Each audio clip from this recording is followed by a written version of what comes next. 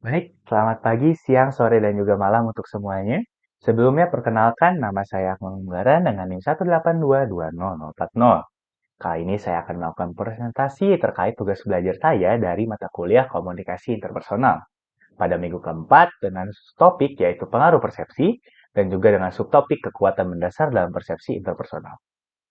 Baik, dalam kali ini akan dibahas 4 agenda yaitu pendahuluan, 7 kekuatan mendasar dalam persepsi, kesimpulan, dan diakhiri dengan referensi yang saya gunakan. Oke, pendahuluan. Seringkali persepsi kita dipengaruhi oleh bias tanpa kita sadari. Pada bagian ini kita akan membahas 7 kekuatan dasar yang mempengaruhi persepsi kita. Nah, berikut adalah 7 kekuatan dasar yang mempengaruhi persepsi kita, yaitu stereotype, kesan pertama, kemunculan terakhir, set perseptual, egosentrisme, bias positif, dan bias negatif. Oke, baik. Yang pertama, stereotip bergantung pada generalisasi. Secara generalisasi, stereotip adalah pandangan umum tentang suatu kelompok atau kategori orang yang dapat memiliki pengaruh besar terhadap bagaimana kita melihat orang-orang tersebut. Stereotip dapat mempengaruhi cara kita melihat dan berinteraksi dengan orang lain.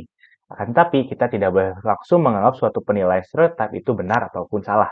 Diperlukan kesadaran akan stereotip dan komunikasi antar individu agar dapat mengatasi bias pada stereotip yang kita buat terhadap orang lain. Efek utama mengatur kesan pertama. Seperti pepatah yang mengatakan, kita hanya memiliki satu kesempatan untuk memberikan kesan pertama yang baik. Menurut prinsip yang disebut efek primer, kesan pertama sangat penting karena mereka menentukan nada untuk semua interaksi di masa depan.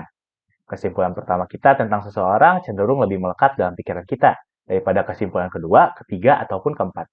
Ketika orang menilai kita dengan baik pada awalnya, mereka lebih cenderung menilai kita secara positif dari waktu ke waktu. Meskipun kesan pertama memiliki kekuatan, hal tersebut tidak selalu memiliki efek yang permanen. Lalu, yang ketiga, pengaruh efek terkini dalam membuat kesimpulan. Efek terkini atau kesan terbaru yang kita miliki tentang seseorang lebih kuat daripada kesan kita sebelumnya. Pada pandangan pertama, mungkin terlihat bahwa efek terkini dan efek primer itu saling bertentangan. Akan tetapi, keduanya lebih penting daripada kesan apapun yang kita bentuk di antara keduanya. Nah, kesimpulan terakhir kita tentang seseorang juga memiliki dampak besar pada persepsi kita tentang mereka. Efek terkini menekankan pentingnya meninggalkan kesan terakhir yang baik pada orang lain. Lanjut, persepsi yang kita buat membatasi apa yang kita persepsikan. Persepsi kita tentang realitas tidak hanya dipengaruhi oleh apa yang kita lihat, namun juga oleh bias kita, harapan kita, dan keinginan kita. Elemen-elemen ini dapat menciptakan apa yang disebut oleh psikolog sebagai pengaturan persepsi, atau kecenderungan untuk hanya mempersepsikan apa yang kita inginkan atau harapan untuk dipersepsikan. Pengaturan persepsi kita juga mempengaruhi bagaimana kita memahami orang dan keadaan. Pengaturan persepsi relevan untuk komunikasi interpersonal karena dapat membentuk cara kita menafsirkan situasi sosial. Selanjutnya, egocentrism membatasi perspektif kita.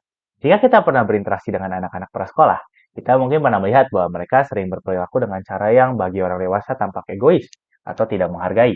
Namun sebenarnya anak-anak tersebut tidak egois atau tidak menghargai. Sebaliknya, mereka itu egosentris. Apa itu egosentris? Mereka itu kurang mampu untuk melihat dari sudut pandang orang lain.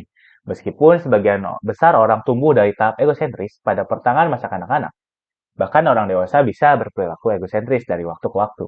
Lebih penting lagi, egosentrisme kita dapat mempengaruhi persepsi kita terhadap orang lain. Ini terjadi ketika kita mengasumsikan bahwa orang lain mengalami dunia dengan cara yang sama dengan kita. Lalu dua yang terakhir, yaitu bias positif dan negatif, mempengaruhi persepsi. Terkadang persepsi kita lebih dipengaruhi oleh informasi positif atau negatif daripada informasi yang netral. Ketika kita memberikan perhatian paling banyak pada informasi positif, kita menunjukkan apa yang disebut peneliti sebagai bias positif. Dan sebaliknya, dari bias positif adalah bias negatif atau kecenderungan untuk lebih mempertimbangkan informasi negatif daripada positif. Bias positif dan bias negatif sangat berpengaruh untuk komunikasi dan kepuasan dalam hubungan jangka panjang. Gitu. Dari ketujuh hal tadi, bisa disimpulkan bagi kayak stereotype, kesan pertama, kemunculan terakhir, set perseptual, egosentrisme, positivitas, dan juga negativitas. Semuanya memiliki pengaruh kuat dan hanya dengan mengetahui hal ini tidak akan mengganggu kita dari efek tersebut.